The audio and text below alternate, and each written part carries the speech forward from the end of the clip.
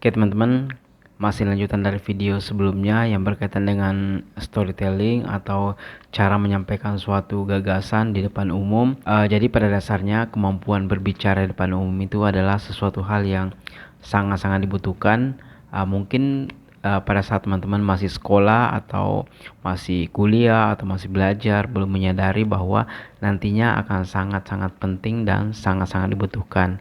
Tapi semua itu akan terasa ketika sudah bekerja atau mungkin membuka usaha atau bisnis.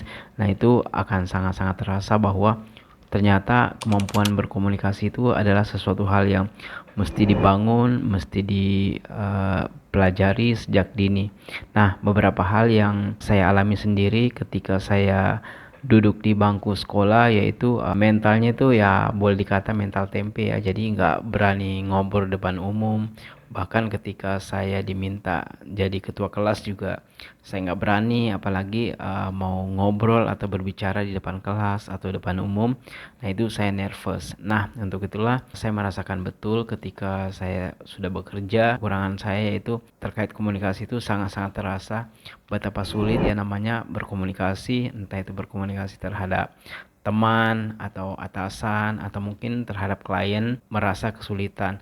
Nah, itu butuh waktu lama untuk menyesuaikan, tapi alhamdulillah seiring berjalannya waktu, makin kesini makin sering-sering belajar yang namanya berkomunikasi. Saya menyadari betul bahwa kemampuan berkomunikasi ini adalah salah satu hal atau salah satu skill, soft skill ya, yang harus dimiliki dan itu sangat-sangat dibutuhkan.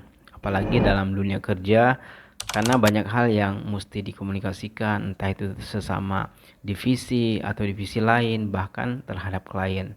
Nah, itulah pentingnya yang namanya berkomunikasi, apalagi yang saya bahas sebelumnya itu storytelling.